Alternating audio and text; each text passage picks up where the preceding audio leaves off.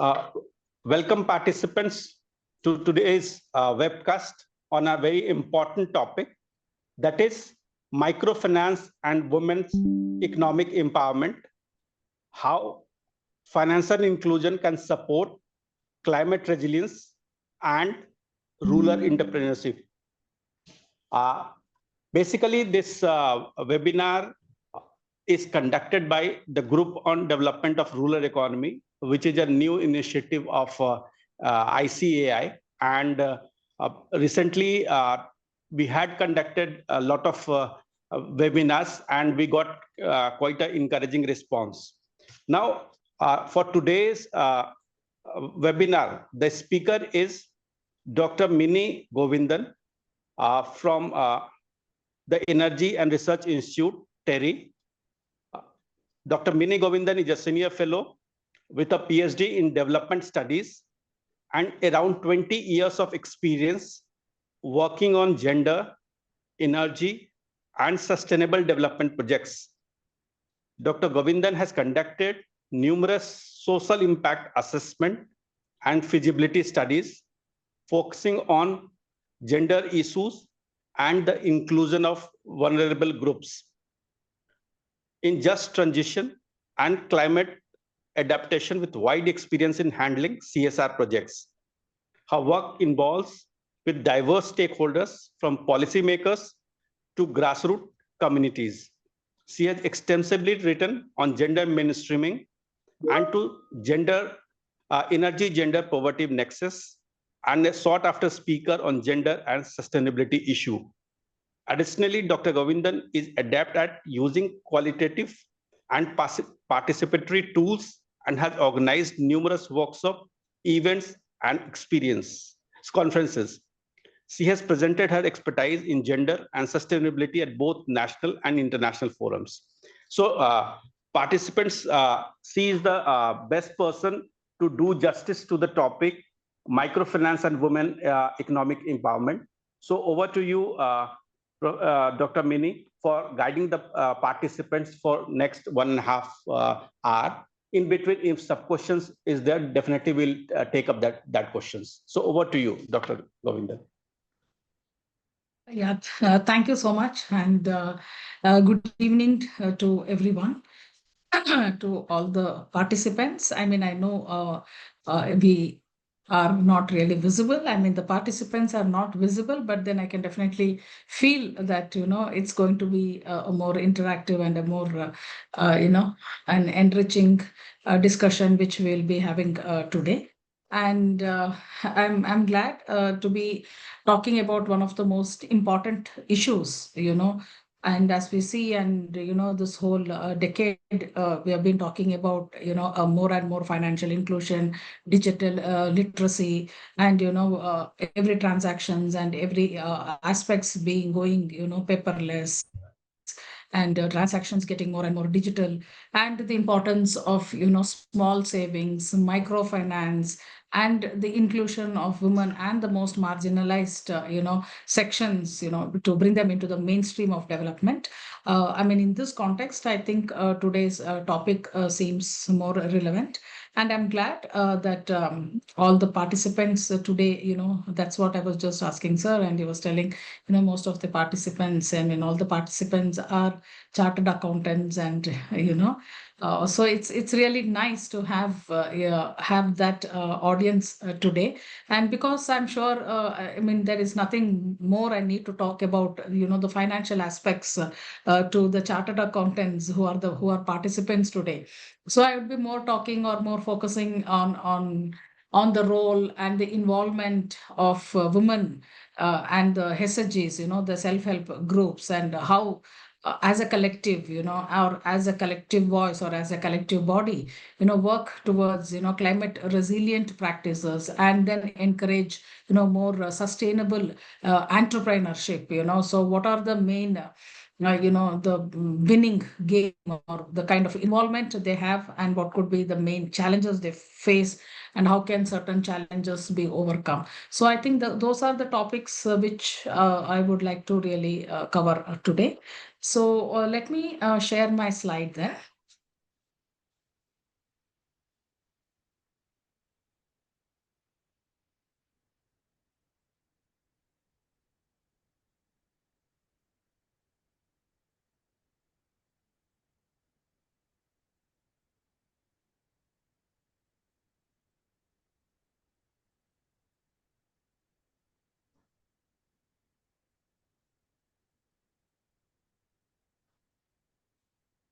Is it visible? Yeah, visible. Okay. So probably, maybe I would want to kind of, switch off the camera or something for more clarity, and then I can switch on the camera after we are done with the presentation. Is that okay? No, it's fine. It's fine. It's working. Okay. So I just thought, let me.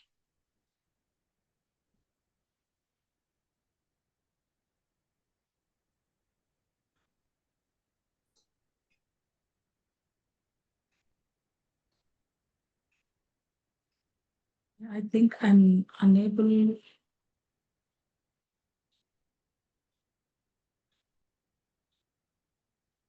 Is the screen sharing visible? It's not visible to Yes, me.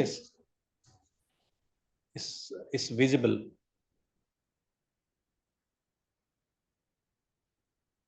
Ah, 1 minute. Let me again share it.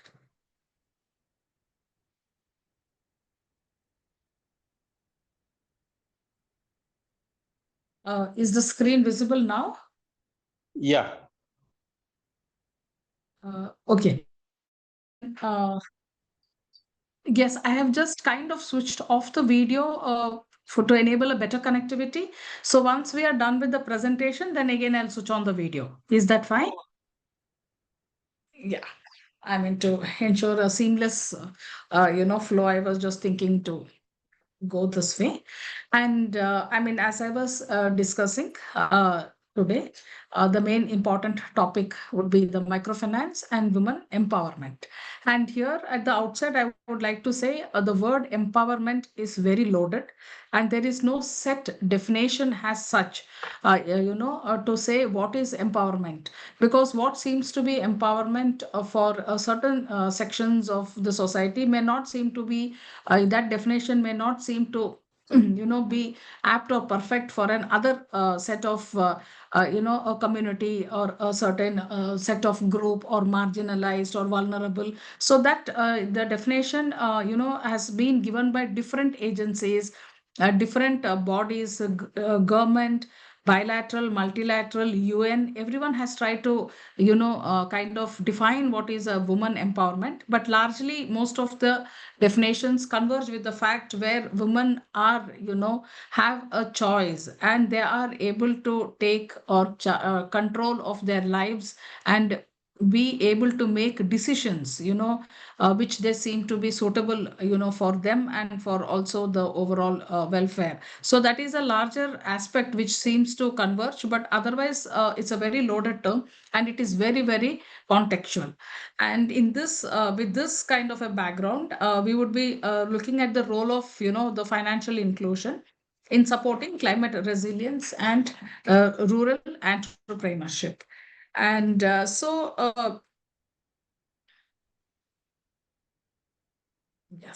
So before we kind of get into the main core issues of discussion, let's look into a brief context.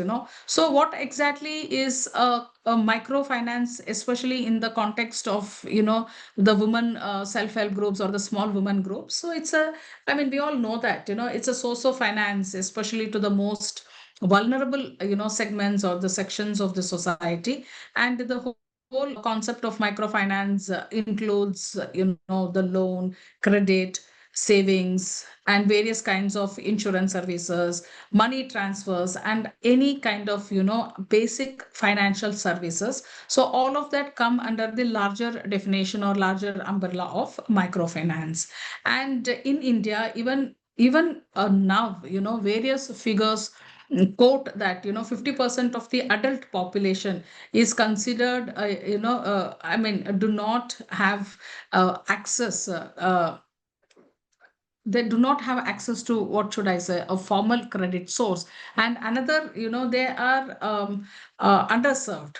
Additional 20% who think or who have access to credit, even they also feel that their access to that kind of a credit is very limited. So in this whole context, the microfinance institutions here, which is supposed to give access to credit for everyone or everyone who are willing to avail those services. Here include the institutions are different NGOs and civil society, community based organization, banks, the cooperatives, various kind of credit unions.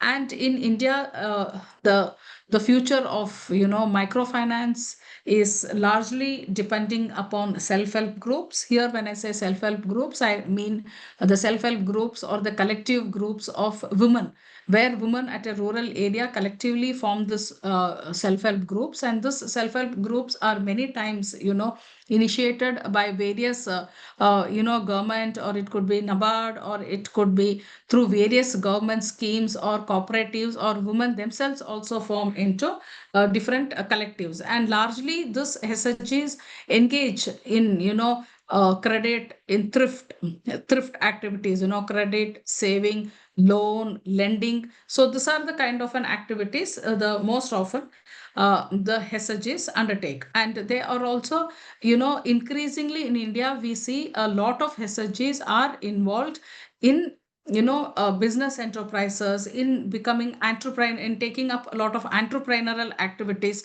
So that is a new phase of SHGs where we see them emerging as a strong body to take up entrepreneurial and enterprising kind of activities, especially in the rural areas. And here the SHGs, and if you look at the links between the SHGs and the microfinances, here we see this whole financial inclusion enables investments in sustainable business. Especially today we are talking about climate resilient practices and climate friendly or environmental friendly entrepreneurship. And these are some of the aspects which microfinance is very important. And women participation in finance initiatives actually leads to more economic independence, improved decision making power, and social mobility for women. The SHGs as a group gives all this kind of a platform for women. And also the whole concept of SHGs here plays a very transformative role in strengthening rural communities against various climate shocks. And this is because it's a very localized, the SHGs are a more localized group. Since they're very decentralized, and a localized group, it allows them to identify a more localized climate risks and also implement more mitigation strategies.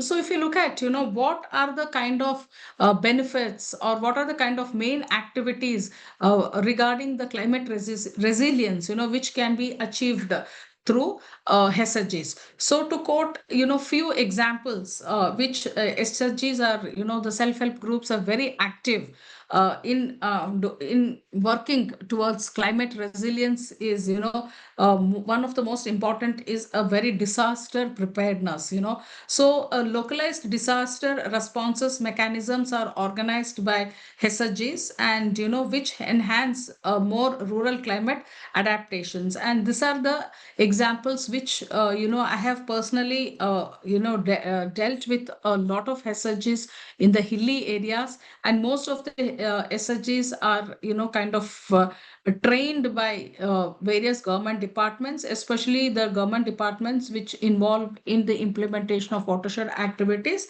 And these are the SHGs has been trained to kind of deal with local disasters. And where they have get that kind of a training for early warning systems, where the women led SHGs in flood prone areas, or in coastal communities, or in disaster related areas, are very active in giving out or in working towards the disaster preparedness. And various studies have demonstrated that nearly 40% of the SHGs have worked in reducing the losses related to disaster by demonstrating their efficiency in community as a whole in the risk mitigation. And another important aspect, which goes, without saying, is a very active role of women in undertaking sustainable farming practices. So the SSGs as a collective also foster very sustainable agriculture practices where they encourage, organic farming, soil conservation activities, water conservation activities, employing water efficient technologies, and they as a group are also equipped to give that kind of an awareness to the community. And this is also an example. Coming to sustainable farming practices, again, we see strongly women playing an active role, especially with my experiences in the state of Rajasthan, in the state of Madhya Pradesh, even in Kerala. The women strongly foster such sustainable agricultural practices, and studies have also shown that, various studies have quoted various figures. So I have taken a couple of figures from various studies, and also based on my own experiences, has shown that, the SHGs, which are active in implementing, rainwater harvesting or micro irrigations or any of those, water efficient technologies, have improved crop yields by up to 30%, especially in the water scarce regions, or in the regions which are being considered or classified as dark zones, with depleting water resources, or even with depleting groundwater resources. Such women SHGs have, improved the crop yields by 30%, mainly by undertaking, water and soil conservation activities. And this not only secures, food supply or food security, but also, build climate resilience. So this whole aspect of women collectiveness, the microfinance, the financial inclusions, all that play a very strong role in giving that platform for women SHGs to work towards, climate resilient practices. And if and another example is also about, renewable energy adoption. And the renewable energy here we talk is about, the climate change mitigation. So women collective, or the women SHGs, largely play a very important role in two aspects. One is, adaptation, climate change adaptation, and another one is climate change mitigation. But adaptation here, we mean that they change their practices and try to adapt to the varying climate conditions depending upon the localized aspects. If the, an area experiences certain kinds of droughts or certain kinds of flood, the women SHGs as a collective, whoever is working in farming related activities, they try to modify their cropping patterns, the usage of their fertilizers, water management, to adapt to the changing climatic situations. But when we talk about actively women SHGs and such collective groups promoting, renewable energy solutions, it shows that they work actively to mitigate the climate, conditions. And here we have also seen SHGs actively promoting small scale, solar and biogas projects, and this greatly reduces the dependency on conventional fuels in the rural areas as well. And many case studies from rural electrification programs have clearly indicated that, the SHG driven, solar microgrids, or, small decentralized energy solutions have boosted household energy access by almost 60%. These are the improved cook stove. It could be the improved, cook stove programs, or it could be the improved, solar home systems, which is being adopted as a collective by the SHGs. They have, studies have indicated that, it has even 60% carbon, have cut down on carbon emissions, and also in fact lowered the household expenses. And other aspects, or an important aspects where often the SHGs, actually participate, is in the circular economy, and also the waste management and environmental conservation. And we have seen in rural and also in peri-urban areas, especially even in, cities like Mangalore Udupi, I mean, in the state of Karnataka, where and even in certain pockets in Chennai, I mean, in the kind of semi-urban areas where women SHGs are very active in, solid waste disposable programs where they kind of recycle the whole the solid waste. I mean, the collection, the segregation, recycling, all of that has been very, very, very actively undertaken by women, self-help groups. And an afforestation program is also another important aspect which we see the SHGs collectively working in the rural areas, and all those things will address obviously are addressing the climate concerns. And SHG's group in Kerala are very strong, very active.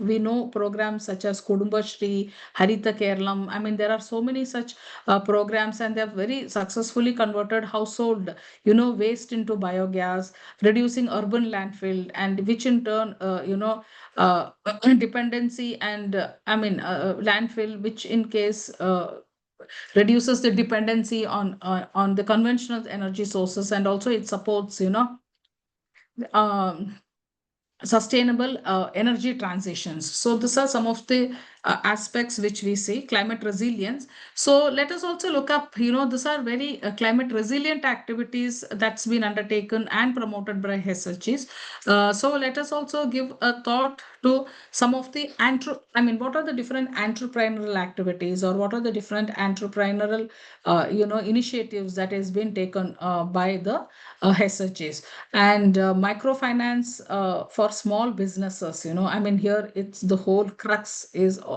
about, giving that financial strength, giving that financial freedom to the women who would otherwise not have that kind of an access to, credit or loan or any other kinds of financial services. So here, the biggest benefit is, the microfinances that's been offered by the SHGs for small businesses, especially the SHGs offer, low interest loans to women and small scale entrepreneurs, enabling them to start or expand, businesses, especially when it comes to more localized, more sustainable, more environmental friendly, or eco-friendly, segments like handicrafts, handlooms, textiles, dairy farming, food processing, apiculture, pisciculture, and a lot of agriculture related sustainable practices is something which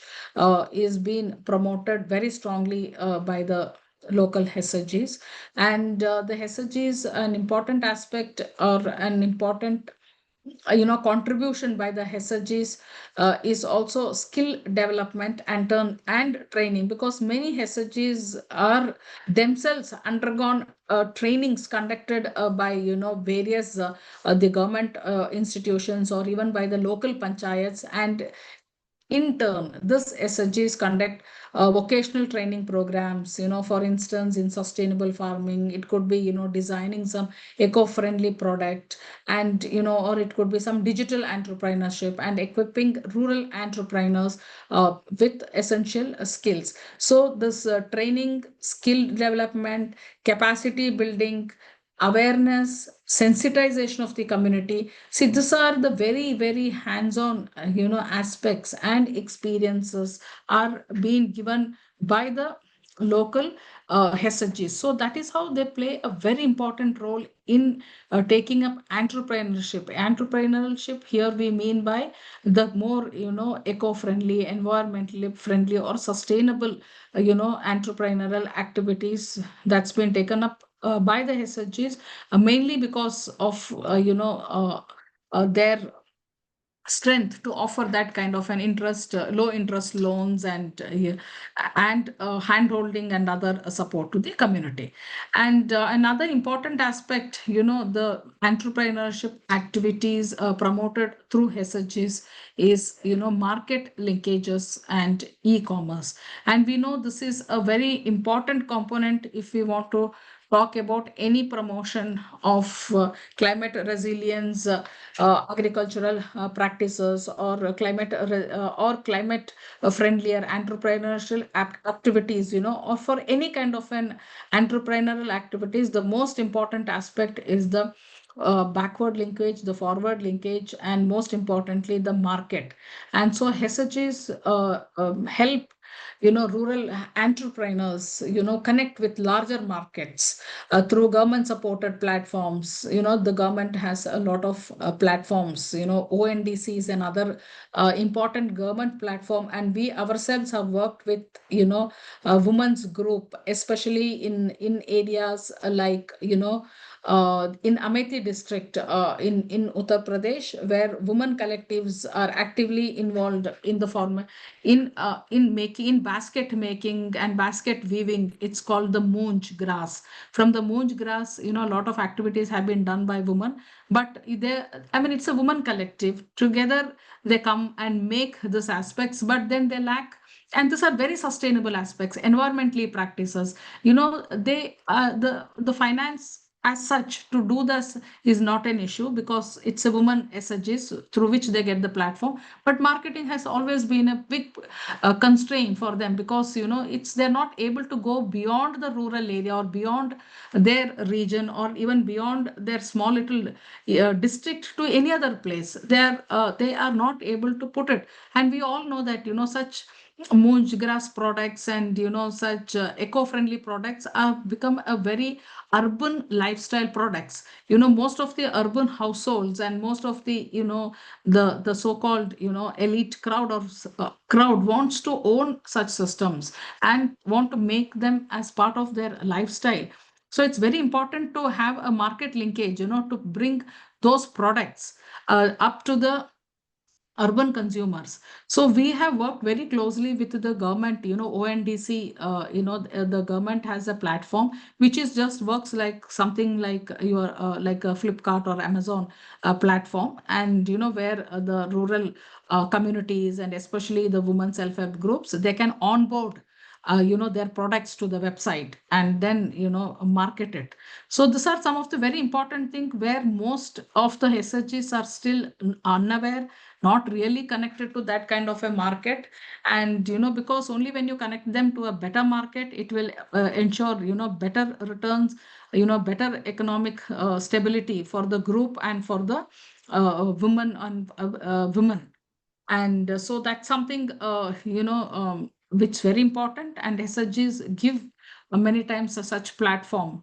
And the collective entrepreneurship models also is very important because SHGs promote more about cooperative businesses where the members together pool resources to establish a much larger or a wider community led enterprises. It could be a very big organic farming cooperatives, or it could be some a very big solar powered weaving units, which we ourselves which I have experience of working with the weaving units in Varanasi, that's in Uttar Pradesh, who are involved in the Banarasi sari weaving clusters, where we have given them that platform to kind of connect with the bigger markets or to come up with the bigger cooperatives, because it's only such larger farming cooperatives and such larger SHGs. Like we all know that we go to Fab India.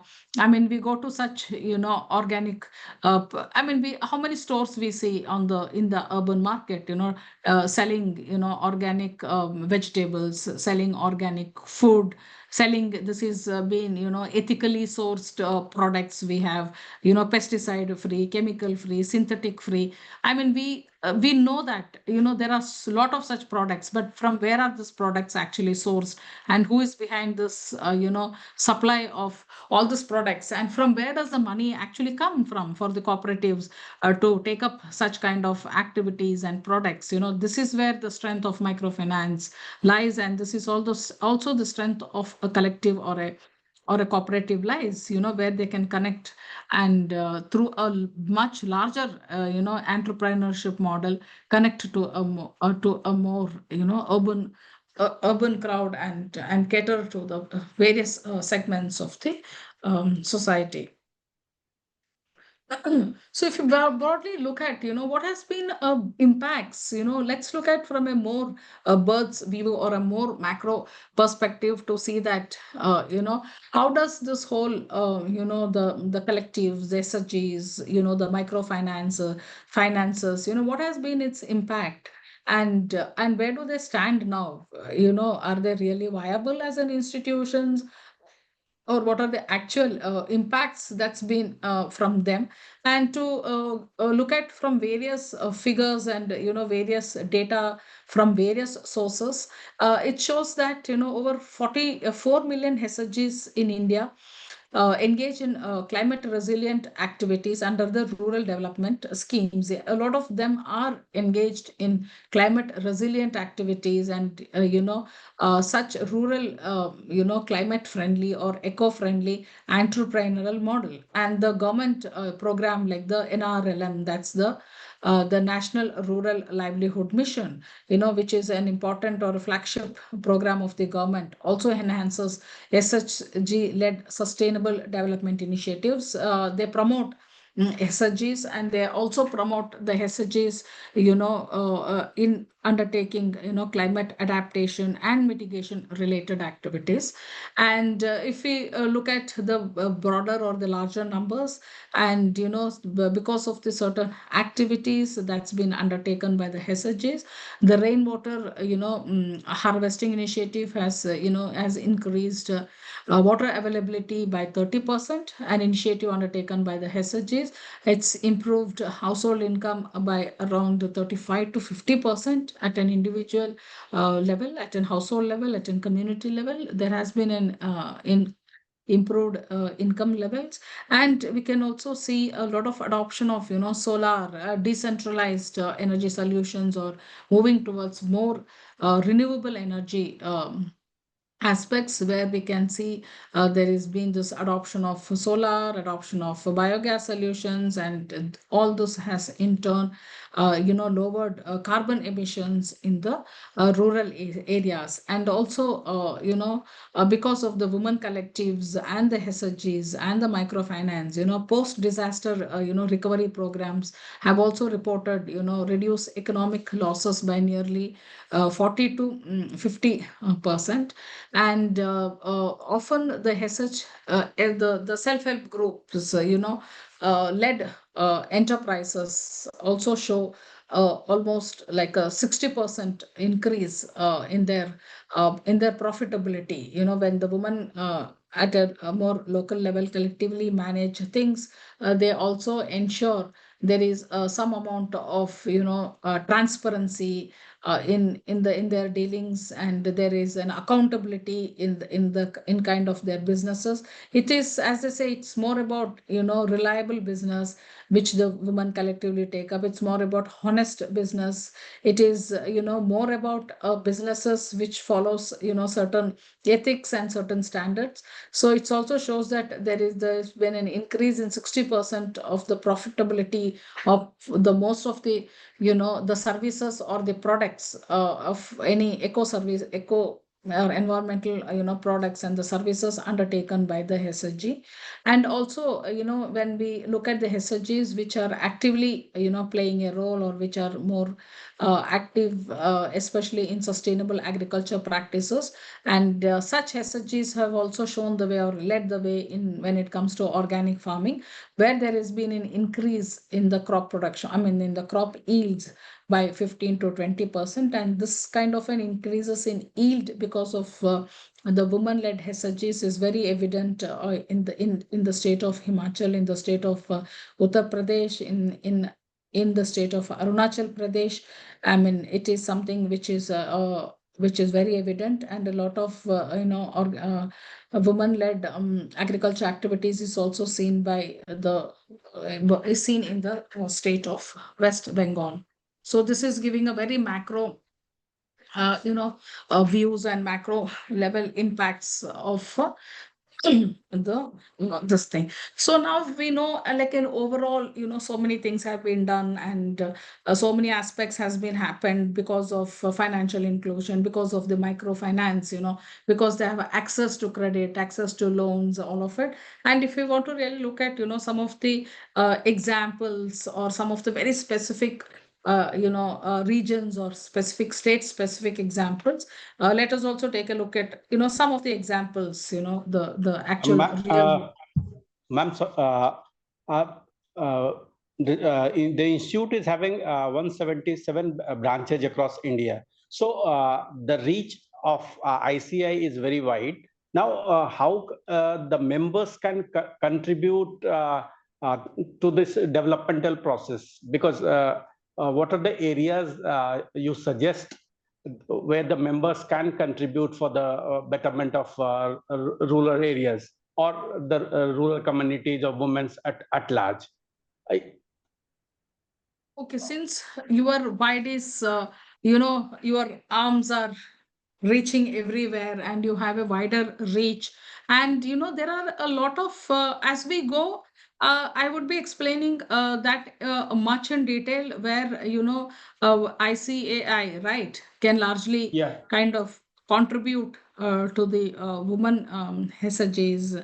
And our one is definitely, in terms of capacity building, in terms of, fine. yes, capacity building, in terms of, handle the SHGs to see where they can tap, you know more resources, which are the banks which are willing to help the SHGs to fund a certain activities, to fund certain see, many a times the banks are also very reluctant, if an SHGs want to take up a new technology. For instance, Sure. it could be some solar technologies, it could be some solar, I mean, for instance, solar irrigation, or it could be a solar dryer, some post harvest technologies, grading, uh, that kind of a technologies, some mechanized apiculture kind of an activities. There is a lot of reluctance from the bank to lend Okay. or to give loans.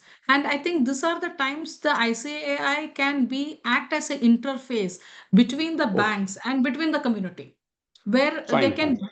give that trust to the bank to say that. And I think, if I mean, this is a conversation, sir, we can probably have after today's discussions and presentations, where I Okay. think Fine. Terry as an institute, we would also, maybe formally we can be engaged in exploring, certain areas where I see AI can do a hand holding exercise, or how they can be relevant to the community. If a small study can be commissioned from your side, we would Yeah. actually Yeah. can we can go to the field, interact, come up with few areas where ICA can actually be involved as well. Probably we can have this discussion as well, sir. Okay. Fine. Thank you. Thank you. Continue, ma'am. Huh, sir. And so when we come into this kind of examples of the real world examples, where the SHGs have played a very active role and a very prominent role in taking up climate resilient practices, is, even, I mean, a state like Orissa, which has a very long coastal villages, where here the women led SHGs in Puri have actively been, replanting the Casuarina forest along the whole of the coastal line. And this kind of a planting forest actually act as a natural buffer against, cyclonic storms and, seawater intrusion. So in this aspects, when women-led SHGs have taken this kind of an aspects, and so this initiative has, largely involved in protection of their paddy fields from saltwater contamination, from saltwater intrusion. So this kind of an active work, done by the SHGs in Orissa, have ultimately resulted in saving their yields, in ensuring household food security, in getting a better return from the markets. So these are the kinds of activities, the where the real world example of Orissa shows that. And sir, for instance, if you just look at here, like the women-led SHGs in Puri. So if you ask me, so where can ICAI in such kind of an instances contribute? So here, as an example, what I would like to state here is, here the in Odisha, a lot of the SHGs have taken up planting this Casuarina forest for it. So if an ICAI want to play an important role here, they can facilitate, the procuring, all those plants from the nursery, because many times they may not know where they get the good plant or whatever, and from where do they mobilize those resources, from where will the finances come, which bank is able to give them. And this kind of a support is something which ICAI as an organization can definitely be involved at a more grassroots level. And when we jump into another example here, I would like to say is, when we can look at the water conservations in Rajasthan. Here also a lot of the HSGs, we all know that Rajasthan is a water, a lot of pockets of Rajasthan has been declared as a dark zone, and we know that they have been deprived of, I mean, the because of water scarcities and dark zones. Their agricultural and lifestyles and livelihood practices are very different. And here in the SHGs in such drought prone regions have also adopted their rainwater harvesting techniques, and has been, actively engaged in reviving some of their traditional water storage techniques, and also in rehabilitation and reviving a lot of their age old water management practices. Here they have constructed small check dams, percolation tanks, various water harvesting and water harvesting, and soil conservation activities, in terms of, it could be community ponds to improve their irrigation efficiency, and also to improve the water availability. So here the rainwater harvesting, has increased water availability by 30%. Their johats or bavdis, whatever they call there, which is their traditional water harvesting and water storage systems, have also benefited over 1,000 villages in the state of Rajasthan. And because of all this, initiatives by the SHGs, there is always been a very reduced dependency on bore wells, and preventing especially over extraction of groundwater. So even in these areas, the ICI can also play in such areas also a very important role, probably by seeing which are the most state of the art soil and water conservation technologies that are available in the market, that is been time tested, or such kind of technologies where it has worked well. Those are the kind of aspects where ICA can also play as a knowledge partners when it comes to SHGs. So that is another important aspect where your community can get actively involved as knowledge partners in such areas. And even when we go to a state of to Maharashtra, where the SHGs are very active in planting fruit bearing medicinal trees alongside their normal crops. Alongside their normal the agricultural crops, and this in turn improves the soil health, and reduces soil erosion and increases agriculture productivity. So in such areas, where we have seen there has been 20% increase in the crop yields, and this initiative has definitely boosted the rural incomes. So along with your normal agriculture practices, when you side by side also take up such fruit bearing and medicinal plant activities, even here, as I was saying, sir, there is a lot of scope for involvement of ICAI, as a collectives, where they can handle or be like a interface where they can connect agriculture universities or agriculture research centers with the with the SHGs. So ICI can play a very important role, by bringing or forging those different partnerships, and that is how you hold the SHGs. Because the SHGs are, their scale of operation is very small, their strength is very small, their reach is very small. So when an organization like ICI want to do something, they can definitely connect the SHGs with the much larger think tanks, the research centers, agricultural universities, agriculture into academia, the industries, the suppliers of good plantation materials, good seeds. So that is something, I say, can also here play a very important role in such situations as well. And now coming to another, real world example is the climate smart again agriculture, which we have seen in Bihar. Here also the SHEs have adopted, climate smart farming techniques, where they have gone more towards, adopting organic fertilizers.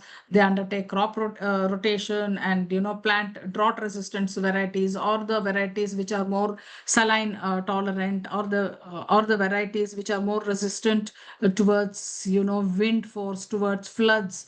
And this climate smart village programs in such things are being implemented across 38 districts.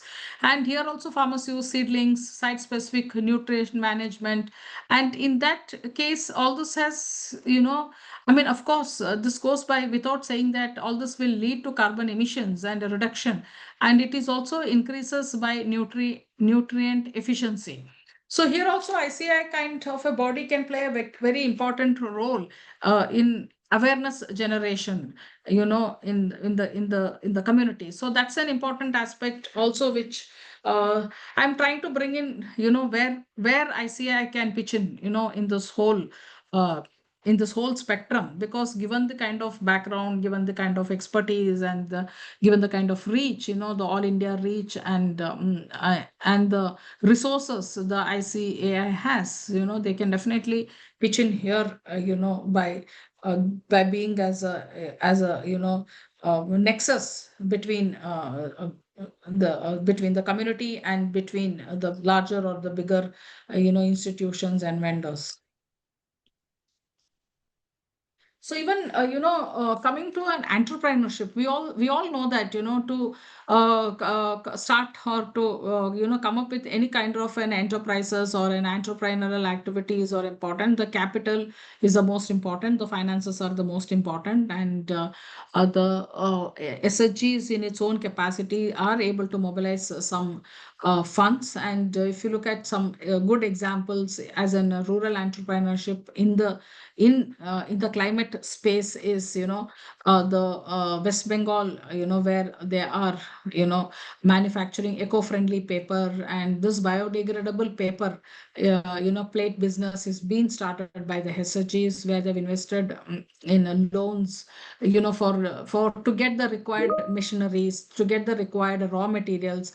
And when those hurdles and those challenges have been eased, to secure loans and to secure funds to procure the machines, then their business has expanded to multiple districts, and it has created a local employment for over 50 women, because they would be involved in various plate making, and I mean plate making, marketing, procuring raw materials. So this obviously, such entrepreneurship gives employment opportunities for more women. And this in the whole entrepreneurship, or even in the business models, ICI can play a very important role in developing various business models for the community. So the ICA can, customize some of the business models for the community, depending upon the local context, depending upon the local needs, the demand, the market, the linkages. So taking into cognizance a lot of or all those factors, ICAI can play a very important role to come up with various financial models, for the SHGs, come up with business models for the SHGs, and then also come up with marketing models for the SHG. So these are the areas where ICA can play a very important role. Even in other examples like, the organic farming and agro-based enterprises, which we have seen in Maharashtra, here also the SHGs is, as a group, as a collective, has been largely focusing on, organic farming, coming up with a lot of herbal products and the sustainable food processing practices. And where we all know that the organic farming, which literally means things have been cultivated, which is chemical free, and they also produce, organic fertilizers, and to market it, to sell it. So that is another important here. Entrepreneurship, and which would definitely lead to an improved crop yield. And so what such SHGs have done is, they have partnered with other more conscious brands. Who are the suppliers? We see many organic stores, and many organic and any cosmetic you see, they say it's chemical free shampoo, chemical free moisturizer, chemical free this, chemical free that, soap, anything. Our lot of our consumer durable, all those aspects, even the food, they all talk a lot about, chemical free, organic, pesticide free, ethically sourced, ethically produced, and all that. So from where does all this come? It has to come from the grassroots, right, from the villages. So this is where the SHGs have, they partner it, but they themselves do not have the strength for that kind of a branding, for that kind of a marketing. So for ICA is another, this is another area where ICA can, help in in branding of certain products which are being produced by this SHGs, help them to market, help them to the whole this thing, of coming up with a label, coming up with a brand, or those aspects is also something which ICA can be very actively involved. And here is something which I really want to, talk about the Terry's own collaboration, in SHGs, where the Jivika is again the National Rural Livelihood Mission, or the program implemented by the government of Bihar here. And the Jivika is here promoting, the self-help groups, and helping them to build capacity to enable women to access credit and services. And this Jivika program is initiated by Bihar Rural Livelihood Promotion Society. And the Jivika wanted to collaborate with Terry. Terry is my organization, and we largely work on issues related to environment, climate change, sustainable development, agriculture, energy access, and these are the larger innumerable climate related and sustainable practices aspects we work on. So this is kind of a collaboration where we wanted to women become an entrepreneur when it comes to energy related products. So here solar home systems is something which was promoted through the SHGs, which constituted of improved cook stoves, and giving out that kind of a lamps and LEDs. And so the total cost for all this was something like 4,500, but through the SHGs, the upfront cost was only 500. And this whole system, targeted the inclusion of women as beneficiaries by giving them a clean energy loan, which is called as an energy security credit. Through that is the 500 rupees, through which they could procure all the systems. So like the way, Terry became a very important partner, I think ICAI can also become an important partner, where they mobilize the communities, where they encourage the communities to take up certain products and certain environmental related services. So that way, that's how the Terry has partnered with the SHGs, and promoted a lot of this solar home systems in 7 districts. And then the Terry was actively engaged in training of how to take care of the solar home systems, its operations, its maintenance, and then the after sale services of the energy devices. So this is an important aspect, all the training made, given if there is something goes wrong with my solar home system, who is going to repair it, who is going to maintain it?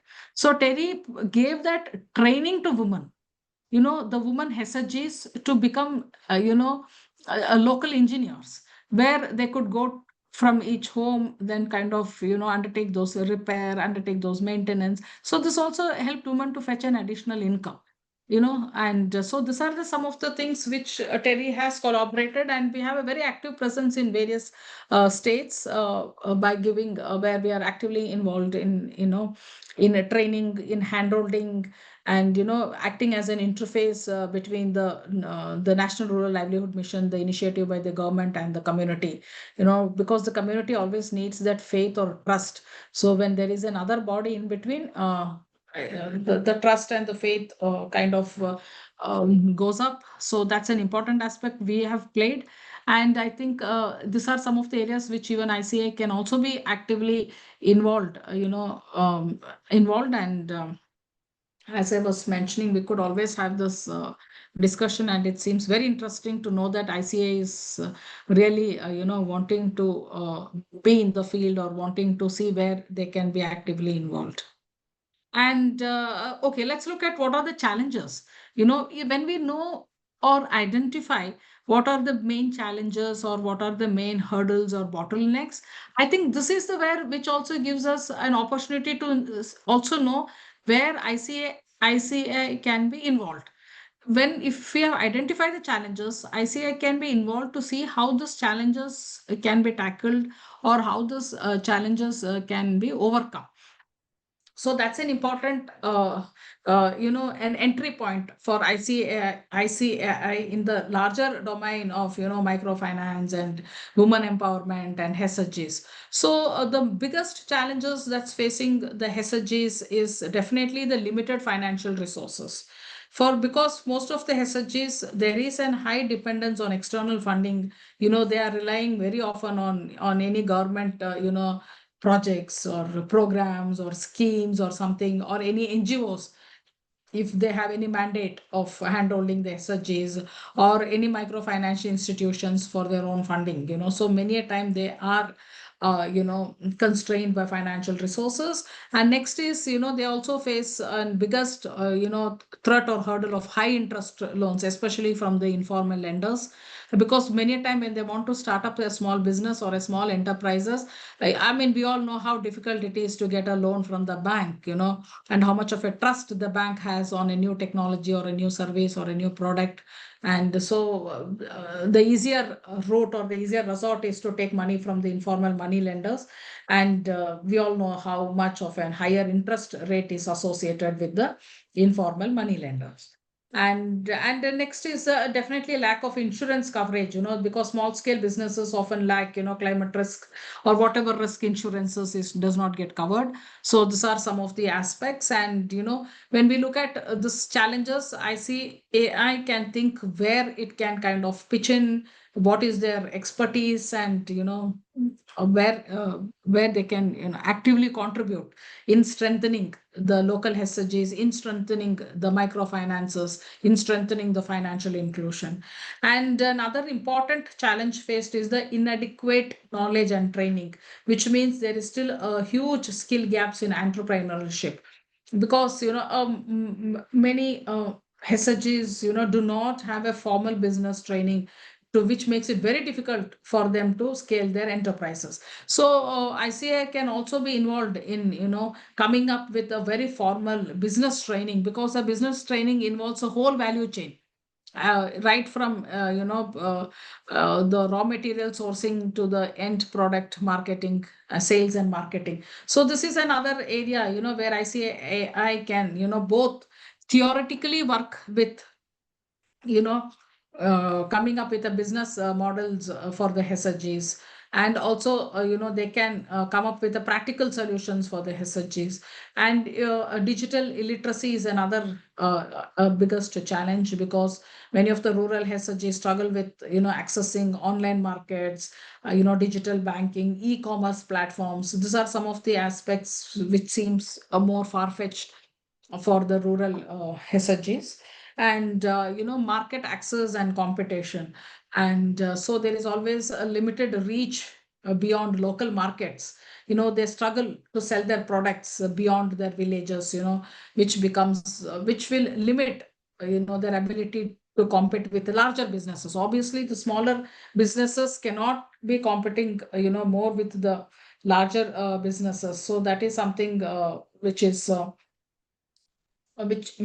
big constraint to the smaller SHGs, and they also lack, very important aspects like branding, marketing, and if I see AI, if it is within their mandate, within your scope, or within whatever you can do, it will be very helpful, to pick few SHGs which are actively working on some eco-related products and see what kind of a branding can be done, how can a marketing of those products can be done, if they can work out with the models.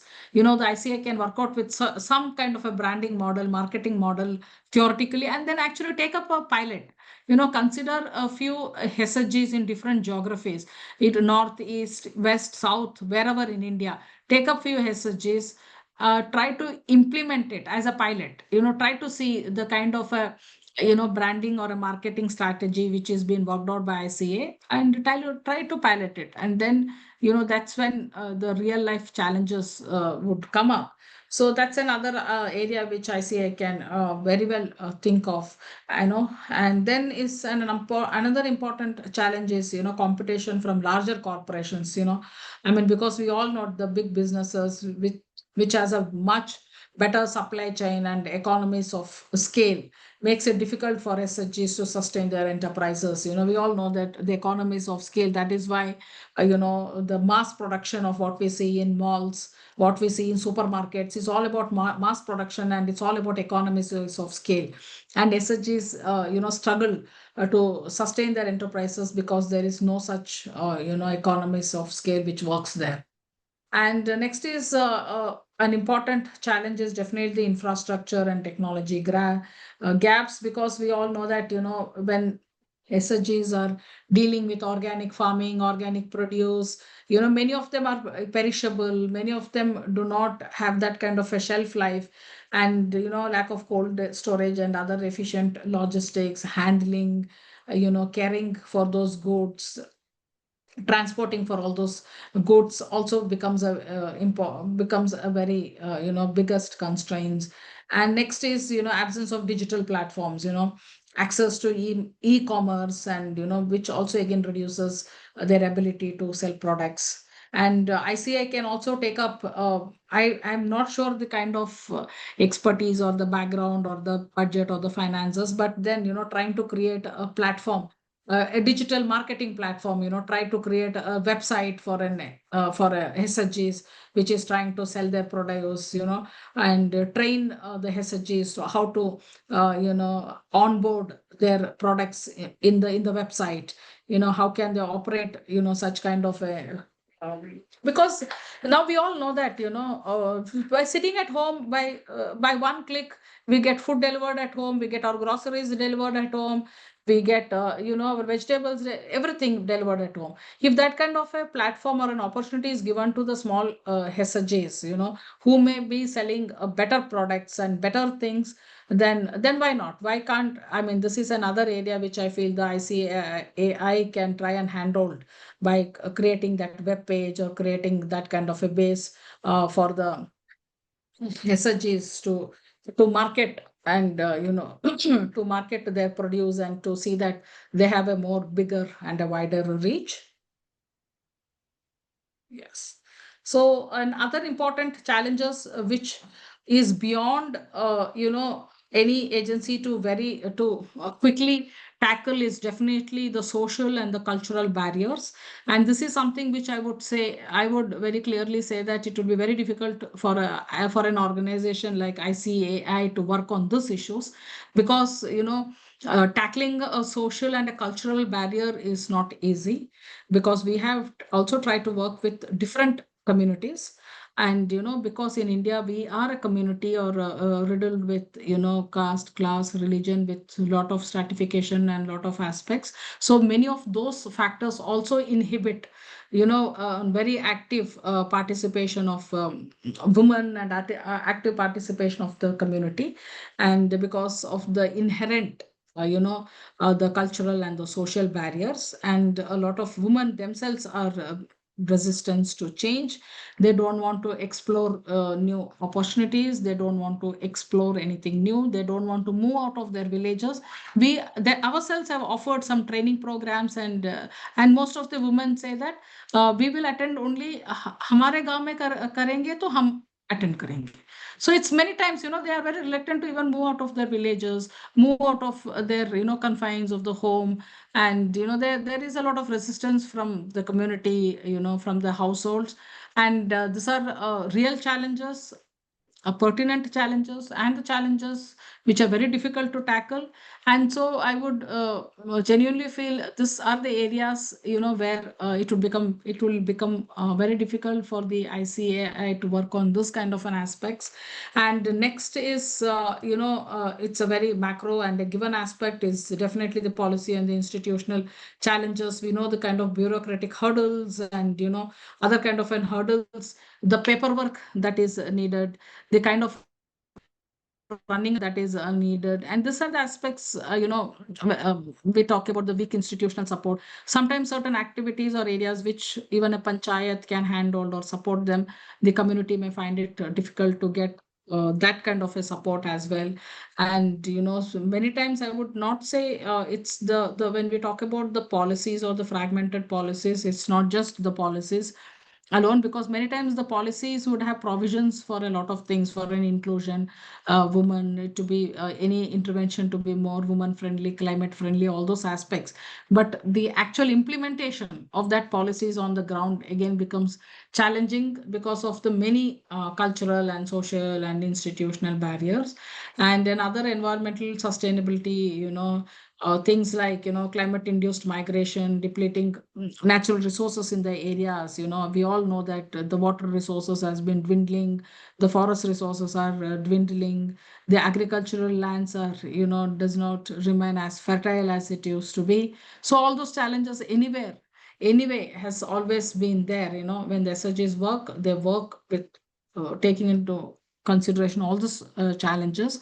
And these are certain areas which I personally feel would be a bit more difficult for ICAI to be involved, and then to see how they can handle the SOGs. But the other examples which I had previously quoted and said, those might not pose as much as of a challenge, and ICA can be actively involved in that. And coming to some, strategic solutions, this is also areas where the ICI can be actively involved, when we talk about, encourage low interest loans and flexible repayment options for SHGs, microfinance expansions. I mean, ICI can work out what could be a better, you know, um, low interest loans that could be given to the, see, this can be a pure research study, or this could be some studies which ICI want to commission and see that, what could be a more low interest loans, or more friendlier kind of a loans, or flexible repayment options that could be given to SHGs. Definitely this kind of a studies can be commissioned by ICAI, and they can support the SHGs. And what could be, the how can a good uh, climate insurance schemes should be affordable, should be introduced, which could be more affordable, to protect SSGs from many climate related losses. And what best government subsidies work, and what how best the grants can be, what the timely disbursement of funds. This is something again we have seen in many government schemes. The intention is very good. You have mobilized the community well, you have created awareness, skill development, everything, but there is the timely disbursement of funds is always been a challenge in many of the climate adaptation projects. And other important thing is enhancing knowledge and training. Even here, the skill development programs, these are, if the AI is more interested, they can also, devise some skill development programs, and, conduct some training programs in jointly along with another research organization or universities. I know these are some of the areas which I see AI can actively involve. And they can also be actively involved in digital literacy initiatives, where they can train or kind of produce a training modules or something like that, in e-commerce or online banking, digital marketing, and conduct awareness, campaigns, programs, workshops on climate resilience, entrepreneurship, financial management. I think in many of the strategic solutions, the ICI, depending upon upon your background, your mandate, your resources, or whatever the other guidelines or protocols you would have. Depending on that, you can maneuver around this certain topics and see, where best the ICAI can fit in, and see how they can, pitch in to strengthen the microfinance and finance inclusions of the SHGs. Yes, the cold storage is too much of this thing here, but the digital payment systems, encourage like, mobile banking and digital transactions, to be for more financial inclusion. So this is another, as a campaign or as a program or as a literacy workshop or something. Definitely the ICA can be very much part of those aspects. And these are some of the strategic solutions. And I mean, the solutions are many. I would not say it's very easier. All those solutions are, but these are some of the aspects where the ICA can actively involve, and then it's strengthening policy and institutional support, in terms of mentorship, coming up with business incubation, and the is coming up with more simplified bureaucratic processes, reduce paperwork, delays in accessing governments. So these are the areas which I think the ICA can actively be involved, to the business incubation, how to handle them, protect them till certain, 6 months, 8 months, 1 year, for their products to become more market friendly or something. So they can come up with incubation models or suggestions for business incubation. And solutions, of course, addressing, strategic women empowerment programs is most important, very important, and which talks about equal access to credit, training, much leadership role for women-led SHGs, encourage public participation of women. All those aspects are very important. And coming to improving market access and competition is another important area where ICAI can actually be involved when it comes to, like, e-commerce integration, to sell their products by, like, this is what I was also earlier saying, like an online platform to reach urban markets. ICA can contribute here when it comes to branding, packaging, attractive branding, so ICA can come up with a study to say that how best branding can be done, and how best one can partnership with some retail chains or other aspects to collaborate with some supermarkets or any cooperatives to distribute the different unique products that's been produced by the SHGs. And some good planning needs to be done, resilience planning, develop some community based adaptation strategies to tackle more climate induced migration. And definitely another important aspect here, some in the solution is also to encourage more sustainable management of the resources. And I think the presentation has been too long. I have um, tried little bit to cover the various aspects of the SHGs and how to more strengthen them, to more handle them, and try and see how they also become more active. I mean, even now they are a very important vehicle or very important, component of our GDP contributions and contributing to the larger economy. But these are some of the initial thoughts, and I would be more than happy to see which could be a more areas where I see AI can actively contribute and be involved. And on and separately also, sir, we can take up a discussion or have a one-to-one, kind of a conversation, and see how I see AI can actively be involved, and then what kind of the collaboration which Terry and ICA can also have to take some of these activities forward. Yeah, thank you so much for being more patient. And I know it's the uh, evening time, and yes, thank you. Yeah. Uh, Now, there are many areas, because definitely there are many areas that is ICIs are working, like women empowerment. There are different domain which has been given to different committees and groups which are working on these areas. But definitely we can work upon. The deputy convener of the group, CA Hansraj Chuk sir, has joined, and I'll request sir to kindly share his thought and the concluding remarks for this session. Dr. Mini, you can switch on your. Thank you. Thank you very much.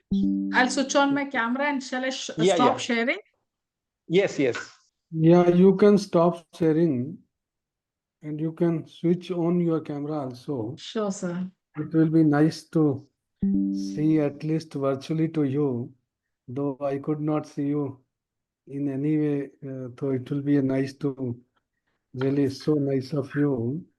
You see, like the serving to the economy of the country, and more particularly 50% of our population, that is a woman population, through the mechanism, those who are at a far-flung area, they are in the villages or the rural areas or the mufassil area, is really a satisfaction for each and every one of us, being a human also, being a professional also, being a person who is really been taken care by the God also, to have some kind of the strength of our skill and the mind. I really appreciate Dr. Mini Govindan, to you also, ki you thought of really giving back to the whole system of the those who needs at this point of time. As we understand the economy of the country, so it's not the large corporates or the big corporate houses which has been originated from our country, or those who are originated from the other part of the world, and they are been here in the economic segment of our country. But the smaller economy or the rural economy also plays a bigger role. Rather, they play a major role in the employment for the those who are into the either the matlab you see like less skill or the those who are into the unskilled or the semi-skilled kind of the atmosphere, and actually joining hands with the support from the help groups or the self-help groups, and taking the economy forward and bringing the livelihood of many through the mechanism of the collaboration. And the ICI also followed the same principle. ICI, you may be knowing about the ICI. ICI is the institution which has always been proactive in the development of the economy of the country. And in many ways, because of the knowledge of our chartered accountant fraternity, which we also have today in numbers, they always been so proactive. They always think about giving back to the society, and wherever the changes can be brought in, wherever the good things can be taken forward, whether it is the non-agriculture aspects or the agriculture economy. As we understand with the India is originally a agriculture economy, agro economy.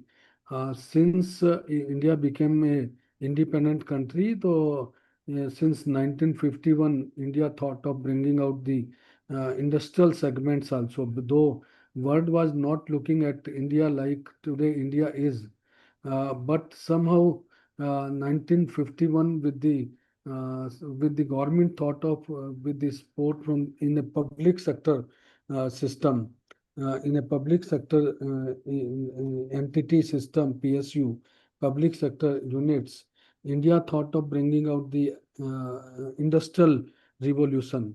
And now today we are in the industrial revolution generation 4 or 5, just to have with. So and naturally the origination comes from the somewhere those who are really been reaching to the last person.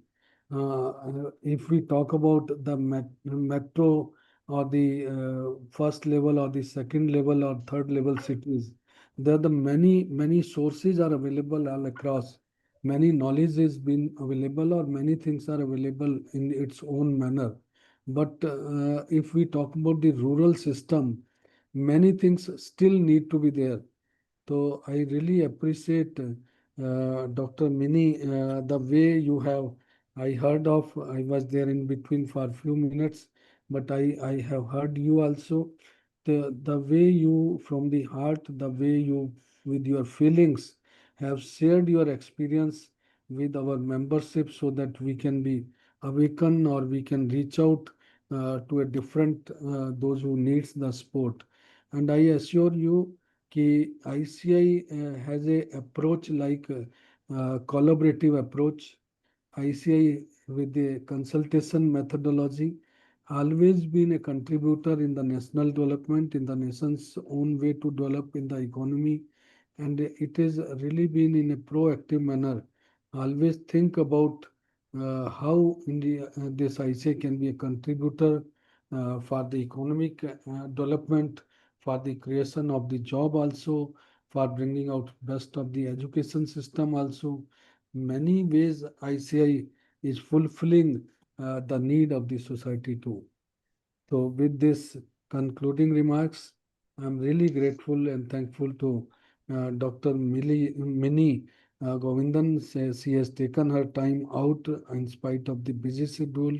She has a vast exposed or well acknowledged and well knowledge personality around us from the Terry. So I'm really grateful and thankful to you.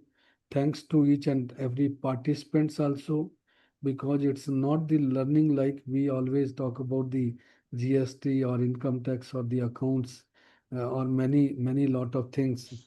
But the development takes place once we think about the some economic parameters of the country. And today, fortunately, this group is being created by the our honorable president and led by our own council friends sitting there in Indore, Pankaj Bhai. So I'm really grateful and thankful to my chairman, my convener of the group also. Thanks to each and every participants and the all other contributor for the this group too. Whether it is the office, Nikhilji here around us, and the other sport provider, tech sport also. Thank you, Ali. Thank you very much. More again, I'm really thankful to Dr. Mini Govindan. Let's remain connected and let's bring out more uh, things in the parameters of the rural economy, focusing on not limiting to the women, though women empowerment, to simply say now women is more empowered than even men, even in many aspects. But the things whatsoever is there in the whole system of the sustainability for the country, sustainable developmental goals of the country. And naturally, your contribution is immense in the whole system. Thanks to you for joining us, for giving us the benefit of your knowledge too. Thank you. Thank you very much. Nikhil? Thank you. Thank you, sir. Thank you, Dr. Mene. We'll definitely connect in future and definitely we'll work together. Thank you. Thank you, sir. Thank you so much for giving me this platform and opportunity. I'm glad I could interact with all of you today. Thank you so much. Thank you.